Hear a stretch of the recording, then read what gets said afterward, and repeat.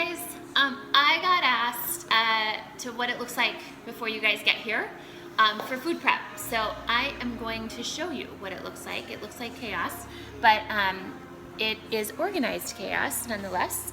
So I got 2 Instapots going, boom and boom. And then we've got all of our protein is in the process of getting prepped. This is obviously food processor. I got turkey actually going on the stove right now. Let me give this a stir. And then we've got all the stuff to make egg roll in a bowl, all the stuff to make the meatballs. And by the way, meatballs this week, I said buffalo meatballs, but I'm gonna make regular turkey meatballs, and you can put either pesto or you can put buffalo sauce on them, your choice, or salsa even, if you want that. This is the cauliflower chicken pot pies. Aren't these amazing? These muffin tins, 24, I got 2 of them. So we're gonna make a ton of those. So this is the cauliflower station for the pot pies. We've got the stuff for to make all of the Greek salad stuff. This is the carrot cake protein balls. This is the fudge brownies. This is the stuff for pico de gallo. This is blue. You say hi. Hi, babies. This is sweet potatoes. So I told you this hack last week, but I'll tell you again. If you want to make sweet potatoes, the easiest way to do it is slow cooker on low, 8 hours. And then you just set it, forget it, literally walk away. And then if you want to make fries or hash or anything else, you take the sweet potatoes that are in there, if you can see them, and then you can dice them or cut them, put them in the oven, crisp them up. Awesome. And that's the easiest way to make sweet potatoes that I know of, at least.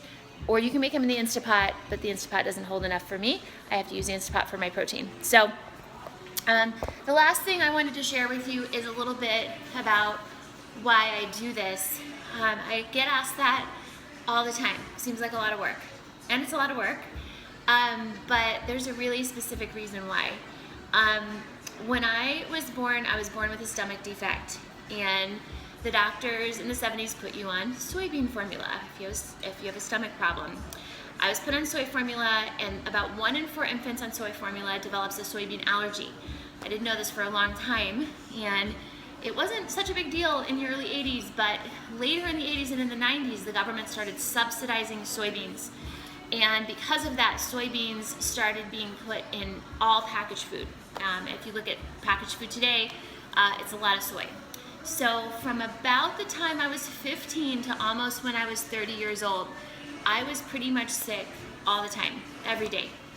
I didn't really know why. I ate really healthy for the most part, and even when I didn't eat crazy, but I was sick. So I went to a Japanese restaurant and had edamame and got really sick, as in anaphylactically sick, and that's when we figured out I have a soybean allergy. So I tell you that because that combined with the fact I have been in fitness since I was 18 years old, been teaching fitness since I was 18 years old, and I got my degree in chemistry and pharmacokinetics because I wanted to be a doctor, which I decided not to do.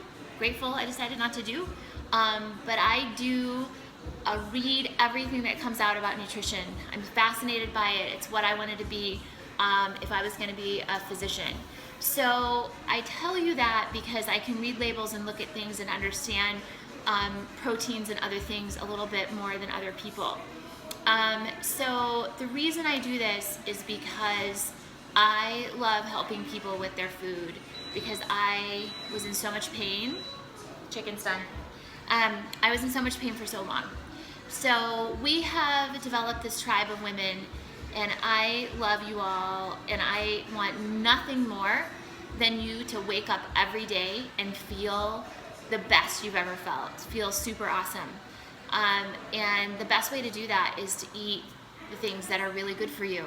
And not just the things that are really good for you, but things that address your issues. Not just supplements and chemicals and protein shakes, but food that heals you from the inside out. So that's what I'm working on right now, is how to utilize food to do that. It doesn't mean we never use protein powder. We do. We're going to put it in the protein brownies. But it does mean that you eat food and that you eat food that can heal you. So if you have inflammation, you can eat certain foods and feel better and have less inflammation. If you have high blood pressure, you can eat foods and have lower blood pressure.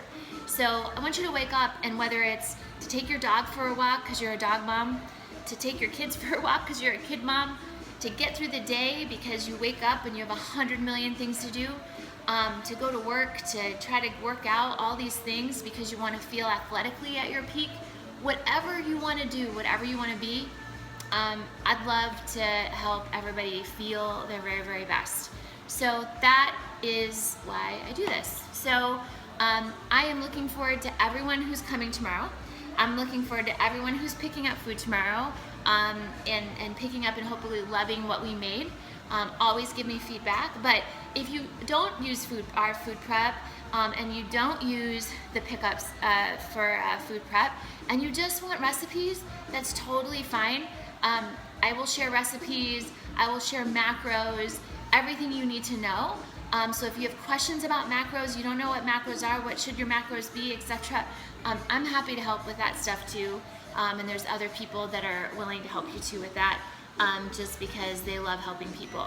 So truly, guys, I love you guys so much, and I can't wait to see you tomorrow. And I gotta get back to cooking, and I will see you on the flip side when you guys come in and everything's pre-prepped. So have a good night, guys. Enjoy it, and we'll see you tomorrow. Bye.